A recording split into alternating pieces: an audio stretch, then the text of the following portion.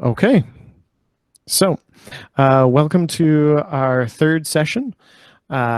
This one is focused on melody, but we're going to be talking a lot about MIDI today as well, because to make melodies, you kind of need MIDI to input that into your DAWs. So we'll talk a little bit about that. We'll talk about some melodies, one very iconic melody in particular that I can't wait to get to.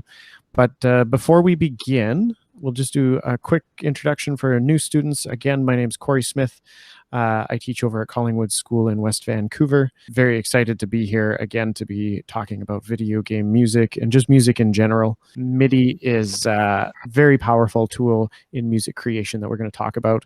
Our quote today is from Ralph Hutter from Kraftwerk. They're a group from Germany who were extremely influential in electronic music. And I just thought it was hilarious that he said, "I am not a fan of the internet. I think it's overrated." He felt that it was just a place for people to put out a lot of garbage, which there is a lot of. Yeah, no, totally. But it's kind of ironic that exactly. He's still famous because of the internet. I think you can look up a lot of information on Kraftwerk on the internet. So it's really interesting how people's. I'm sure his opinion has changed since that interview was, I think, in the 80s. So yeah, moving on, MIDI, musical instrument digital interface. So I'm sure if any of you have been to a music store, you've seen things in the electronic music sections that say MIDI on it. I know when I was growing up, MIDI was still big. I shouldn't say still. It's been around since 1981. So it had been around for a while, but I never really understood what it did. So I kind of shied away from it until I was a little bit older. This is just a small sample of MIDI controllers. So we've got little keyboards. Keyboards can be huge or small or only with a couple keys. This is a launch pad. This is a pad controller. The one on, that's the bottom left. The bottom right, we've got one with faders and dials and buttons, likely to control a DAW system. And then top right, we've got a lot of dials and a couple buttons. My favorite in the middle top, that's the Monome. Just a whole bunch of buttons, no labels, nothing except buttons. It's a totally programmable MIDI interface. Bootleg launchpad. Yeah, but it's so much more powerful. It runs through, you have to have a special component with it that runs in Linux. And it's wild stuff that you can do with MIDI. And what MIDI is essentially is it's a computer language. So some of you might be in design and tech and digital classes, STEM classes, where you learn about coding. So there's HTML coding for internet. There's Python and C++ if you're coding programs. Those are just different languages that you use to code. And MIDI is a specific language made for music programs, essentially, and interfaces. It was standardized in 1981, and basically every music instrument, electronic music instrument maker, at least since the 90s, has kind of stuck to that language and standard. It really hasn't changed a whole lot. There's different levels. I mean, MIDI 2.0 is the new one, but it's all basically the same idea. So MIDI can be used for a ton of different things. Often at live shows, it's used to control lighting. So if any of you take any stagecraft courses, you'll be using MIDI interfaces to control lighting from a lighting booth. Oh, that's what MIDI lights are. Yeah, that's right. It's also those lights that are synced to music. That's what. Okay. Well, yeah, that's a little different, but it's similar. Yeah, it would be MIDI signals controlling that. So MIDI can be used. It's literally just a code saying a button has been pressed. And it's a very specific, it's a very simple code. It's easy, it's fairly universal, so it can do a lot of things. What we're going to talk about today is how MIDI can initiate a sound synthesis process. So that's a picture of deadmau5's studio, actually. Half of it, that's one half of his wall of synthesizers.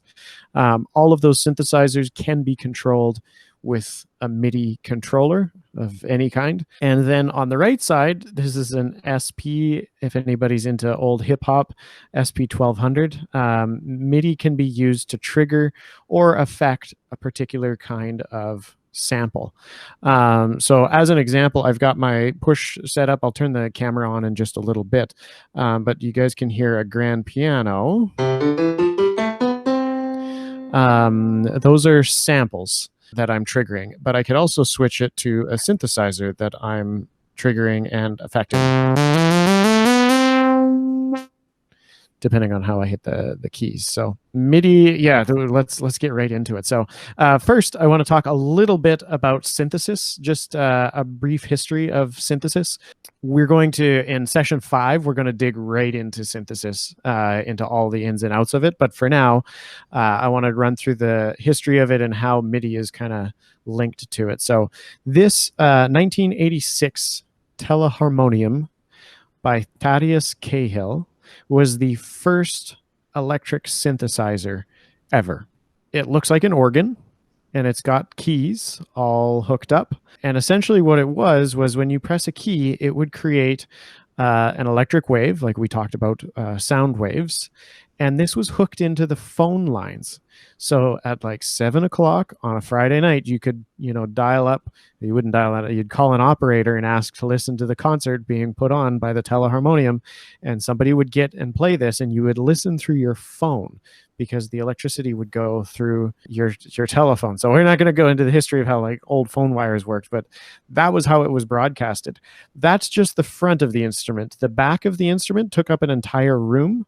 Oh no, I don't have a picture of that. Oh, I put there it is. Slides were out of order. This was the inside of that synthesizer. So this was the part of the room that it took up. So each key was hooked up to an oscillator or series of oscillators. Apparently it sounded a little bit like a string orchestra is what people say. But I have yet to find any recordings of it. That might be a fun project for somebody's PhD to look up old recordings of this. So that's where synthesizers really started. And we're not going to go through everything in their development, but we are going to jump to another significant one, the Moog modular synth. This is basically the same thing, except it's not hooked into the phone lines. You can plug headphones into it, or you could plug it into a recording system. But it's the same concept. You've got a series of keys, just like a piano. And when you press a key, you've got that keyboard hooked into the synthesizer modules.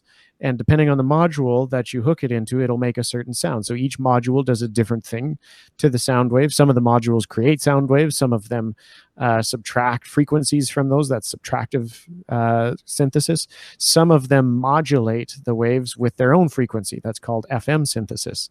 So there's a whole bunch. Again, we'll get a little bit deeper into it in session 5, but that's essentially what synthesizers became. And of course it became digital and much smaller, and now your computers can do the same thing. But that's nearly 100 years in the future, kind of how things fast tracked. So MIDI controllers, so all of those pads with buttons and keys that we looked at earlier, those can all control a synthesizer and the way a sound is produced.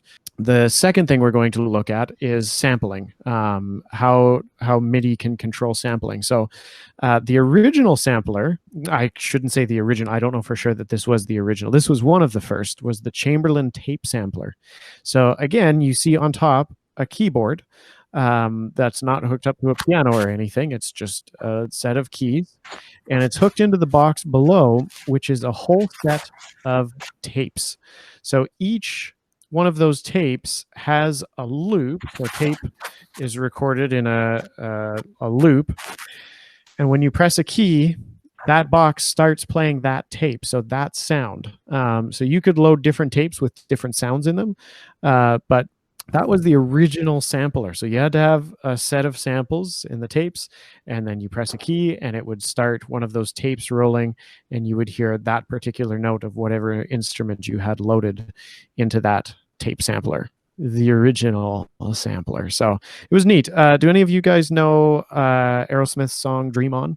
No, something to look up. I'm not going to play it right now, but if you listen to the intro of Dream On, you'll actually hear behind Joe Perry's guitar is a set of strings, and that was actually recorded on one of these Chamberlain tape samplers. So those strings are, that's Steven Tyler using one of these samplers. Very cool.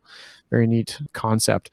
Again, we're going to jump ahead in its evolution straight to the 80s. actually just a little bit before.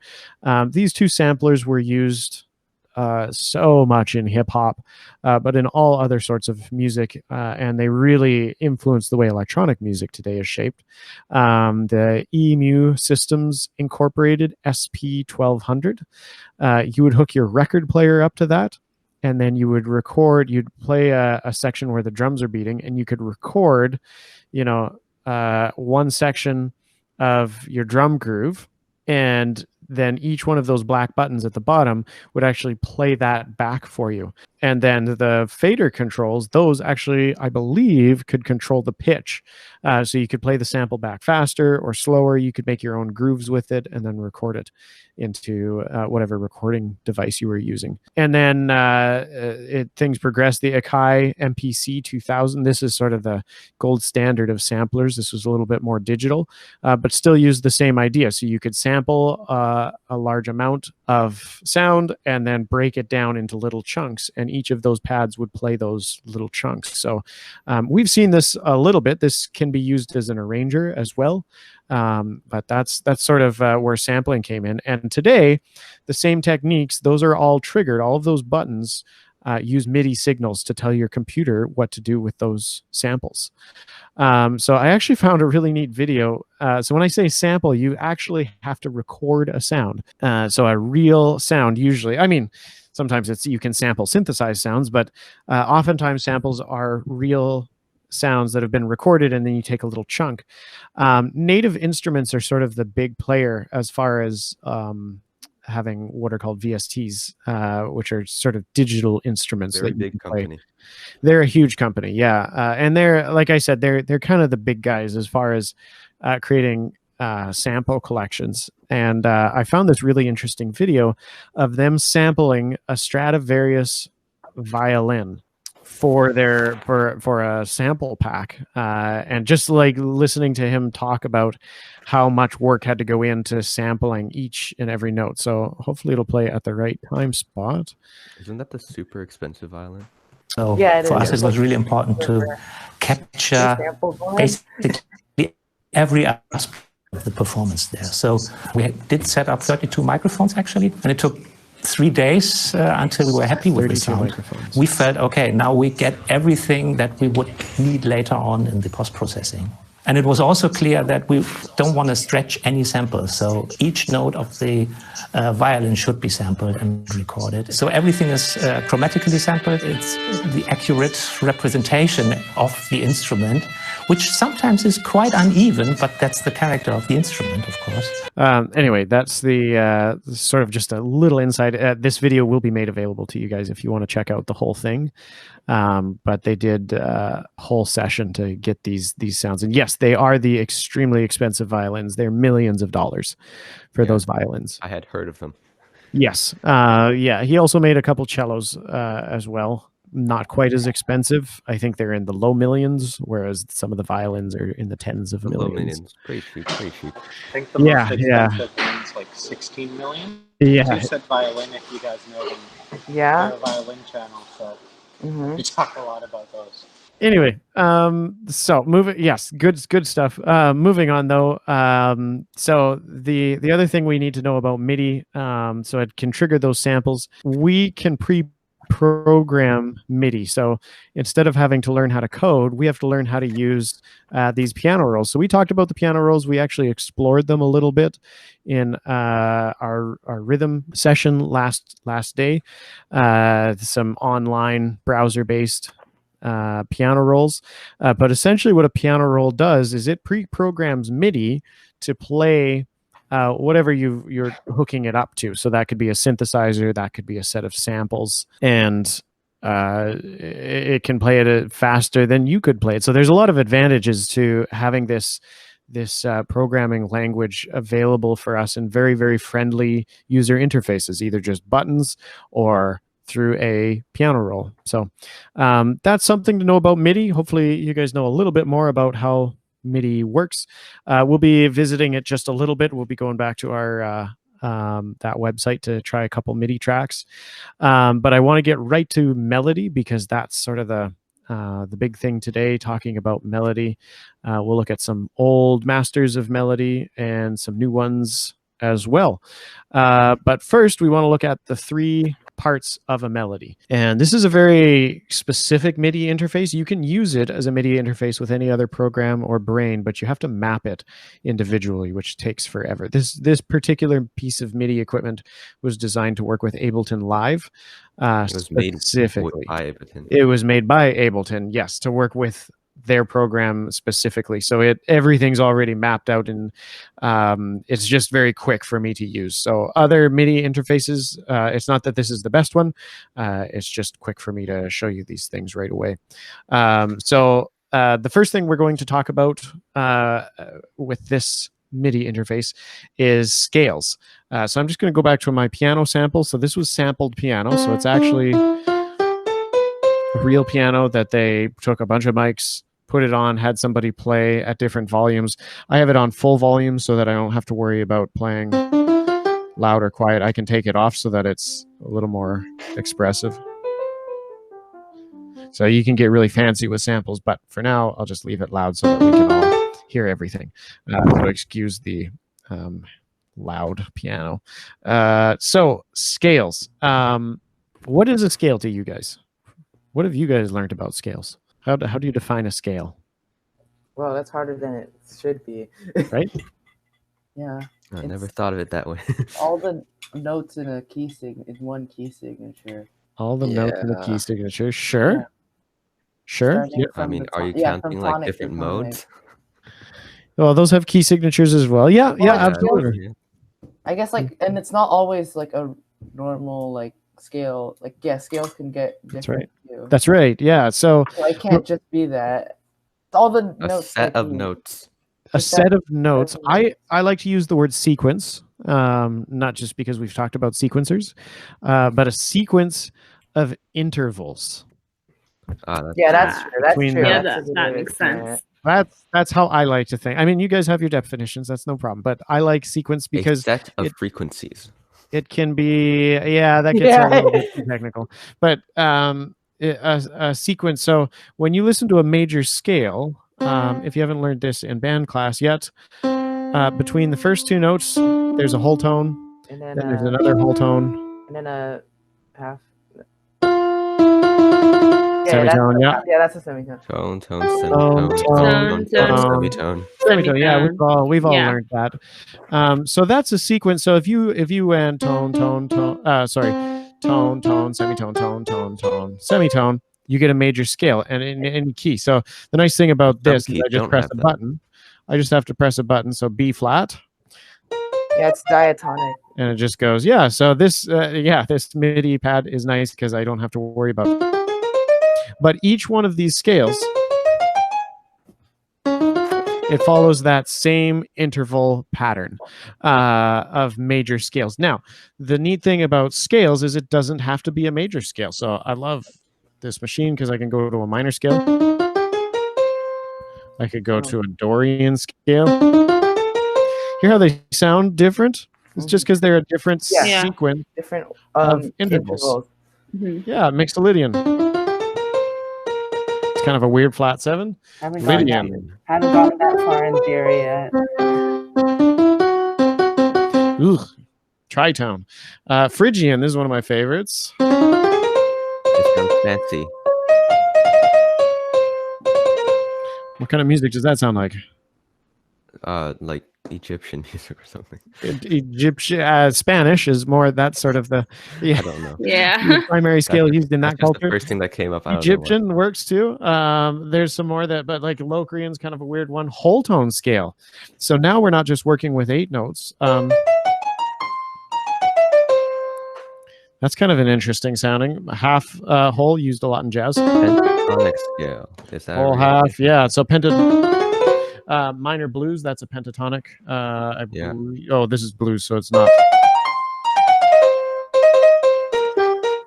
You know, all sorts of fun scales. Pentatonic means And 5. this is only 12 tone equal temperament. Yeah, exactly. There's different ways of tuning too. So these are all just like, so yeah, you could, I mean, some fun ones. This Have one, 19 tone equal temperament. these were fun. Yeah, we don't. Yeah, so you get the idea. So these are just all the different ways that you can organize a scale, and each one has a different flavor, right? The Phrygian sounded a little bit Spanish. Minor, some people find that sounds sad. Some cultures actually find that happy. So we have to be careful that we don't impose. Yeah. Weird. Mhm. A lot of the time, I don't find minor sad. Like it can. Yeah. A lot of times, it's just like it's a lot of times it's not sad. I think the never find it- harmonic minor scale sounds sadder. A lot of minor songs Yeah. make me feel a good Or Yeah. darker. way. Maybe not There's sad, but absolutely emotion and scales are not, they're cultural and personal. So they're not set. It's not like major scales make you feel happy. There's no rule. Our bodies aren't tuned to major scales. this usually does.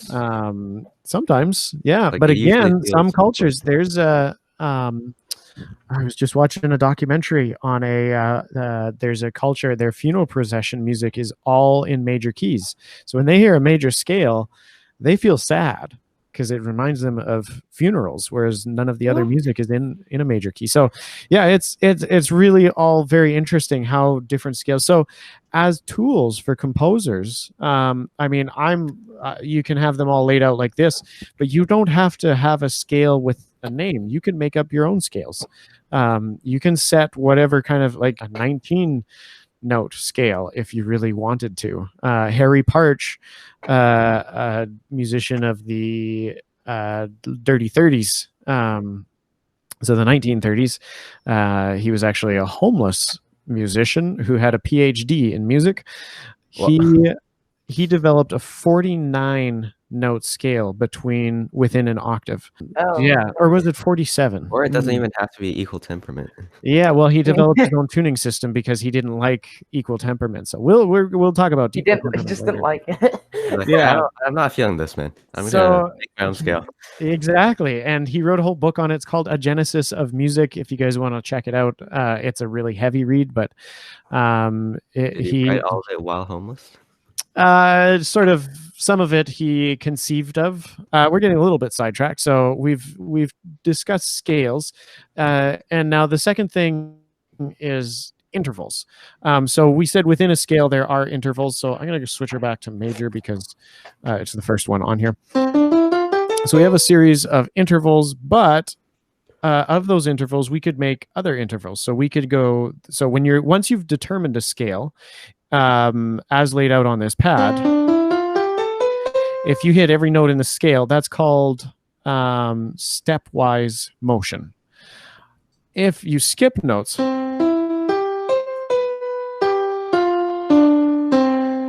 that's called arpeggiating, and you're using larger intervals than what the scale originally used. So we call this the first note, the third note, the fifth note. 1, 3, 5, then we go up to 8 or 1, 7. Those in my band know this. 5, 4, 2, 1. Those are the arpeggios we do at the end of a scale. So you can play around with, we call them leaps. So you can have stepwise motion, or you can have leaps. Big leaps, super big leaps, ultra large leaps. You're gonna have lots of fun with intervals, and that effect can actually be very effective if you use super large. Just jumping from a C, we are in C. Yeah, you can. This is a C and this is a C, but they sound very, very different. So, But also the same. Not the same. But yeah, they're different. So that's important to consider as well. And then direction. That's the last thing that we have to consider. You know, notes are either going up or going down. Once you start having harmonies, you could have notes moving in parallel. Ooh, I haven't practiced this. There we go. Or they could be moving. I have to use two hands for this. Counter to each other.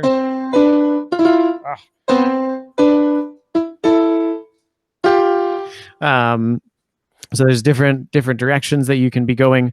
And I know that all seems very simple, but it's very important stuff to consider when writing melodies, because that's what melodies are made of.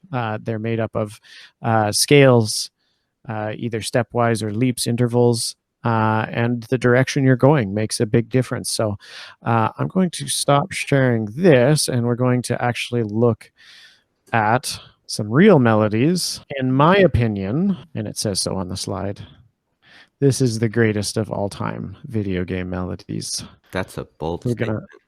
going to yeah, I dare you to disagree with me though when you see what it is. This is one of those melodies, just incredible. So we're just gonna have a quick listen just in case somebody here isn't familiar with The Legend of Zelda. Wait, what is? Yeah, Is this small just game, small is game. this- Yeah, just have a listen. This is, oh, it is okay.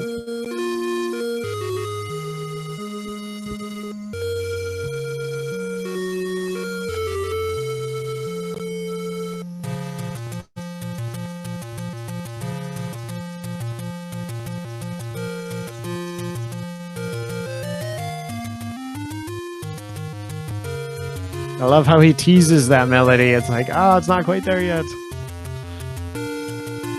There's some harmony.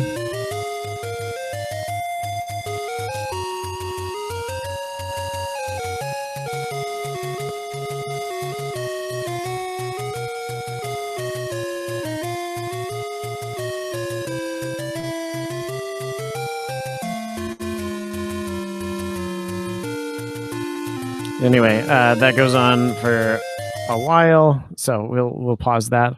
We can't Yeah. really fight you on that. Yeah. I really, it's one of those melodies that it's been done so many times too. I mean, I've heard it as marching band arrangements, as heavy metal, prog rock arrangements. I've heard it done on the accordion. Like it Yeah, just yeah. it Yeah, you holds have. up. Yeah, it's a really good melody. It That's played for it sure. What do you mean by best? It's That's a vague word. yeah, I know. I can, but it's probably my favorite. It's just so iconic. And so I thought, why not? Let's have just a quick look at it musically. It's in B flat, interestingly enough, so easy enough to play for a concert band. But it actually changes keys. It starts out in B flat major. So if we look right at the beginning of the music, we've got a B flat. Let me actually, there we go.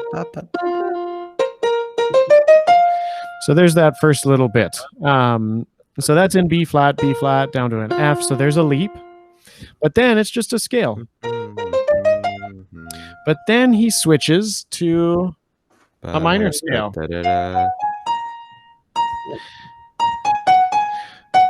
And it's the same key. It's B flat minor.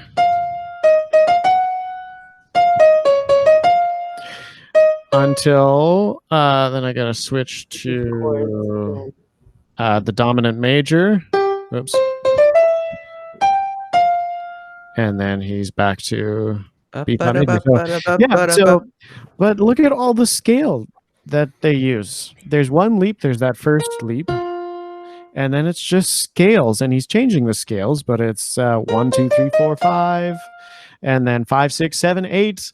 He's just moving around with scales. Where's the next leap? Besides that first one, where do you see the next leap in the music?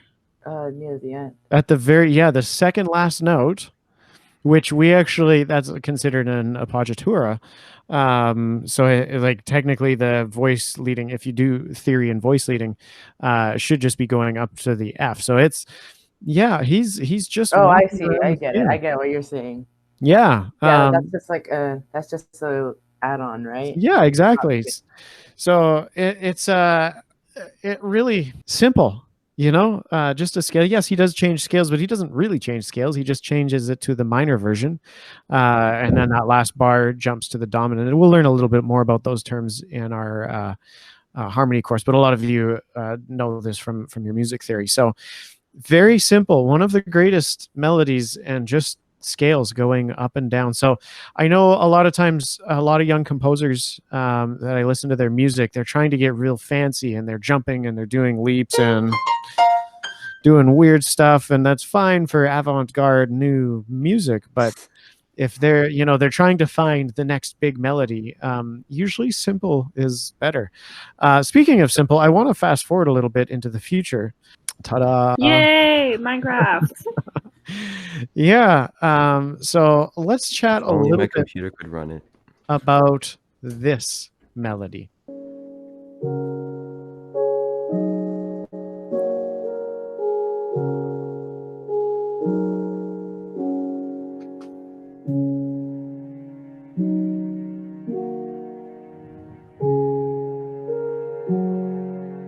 Okay, so we got some strings coming in.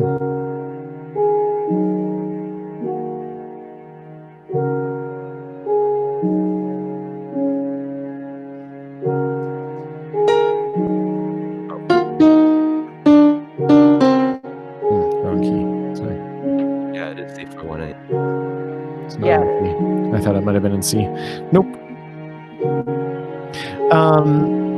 Yeah, so how do you describe that melody?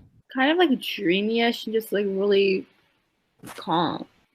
Very calm, dreamy. Yeah, no, what it's about the melody. It's harder to focus on. It's not very. Yeah. It's not. I mean, it's not as like strong as the Zelda melody. It's not in your face. Yeah, I It's don't blended even. in with everything else. It's more calming. Doesn't Yeah. stand out. I'd be hard pressed to actually pick out a melody. It's not It is meant. background music. It is Absolutely. Like, you get like lost in all the different sounds, and they all just melt together. Yeah.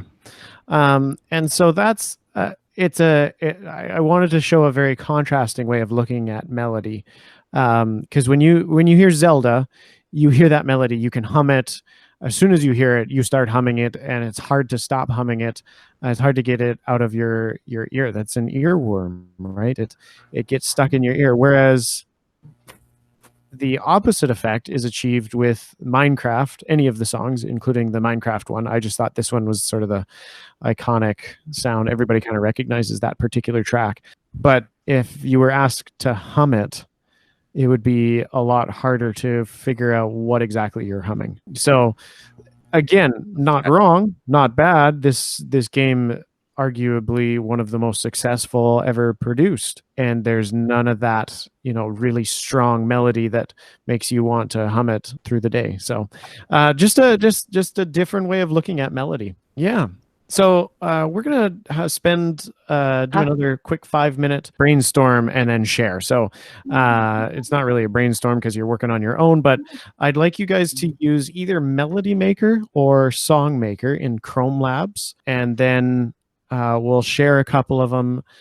What I want you to come up with is a melody specifically for one of the clips that we're working on. Now, it doesn't have to be the one that you're doing. If you want to kind of keep your secret, I'm good with that. But think about the clips and just a short melody. And it's not something you have to use. It doesn't have to be related at all to whatever you've composed so far. But we want to try to make it iconic, just to see, how simple a theme like Zelda is, but how difficult it is to come up with a melody like that, or possibly easy. Maybe you guys will find it super easy. So I'm going to stop sharing for a little bit. So that is our time. Unfortunately, we're 5 minutes over. I apologize. We got a little caught up in our own compositions here. So we basically talked about everything on that melody worksheet during our melody talk when we were talking about scales and leaps, moving up, moving down. But if you have any questions about that, feel free afterwards. Any questions before we wrap this up? Any final thoughts? Can be on melody, it could be on MIDI, it could be on anything. Do you play a scale in Hungarian minor? Hungarian minor. I think I have Hungarian minor. Yeah, I do. Here we go. Hungarian minor. Wow, So that's just a minor scale with a raised fourth. And the sixth. Raised seventh and fourth. Yeah, so it's just a harmonic minor with a sharp 4. Cool. That's fun. Yeah, there's so many scales on here, and I believe you can like dig in and make your own scales, which is kind of cool. Yeah, cool. That's a fun question. I'm always down for questions like that. Good. So keep composing. Have a look at your harmony worksheet next week. Not next week, sorry. On Thursday, we're going to be getting back together, talk about harmony. I'm looking forward to this one. There's some really fun stuff we can talk about, and we're going to be listening to Beethoven, believe it or not. Beethoven and Bach. I'm also slightly changing our itinerary a bit. We're going to be talking about texture next class as well, so harmony and texture, just because they go hand in hand really well. It's hard to talk about one without talking about the other, and then that leaves our last session all for timbre and soundscape, which is a huge topic. So we're going to play around. There's a synthesis program online that I've found that we'll be playing around with during our last class. So yeah, I'm going to stop recording. So it was really good to see you guys again. Thank you all for being here. Thank you, DigiMusic, for having me.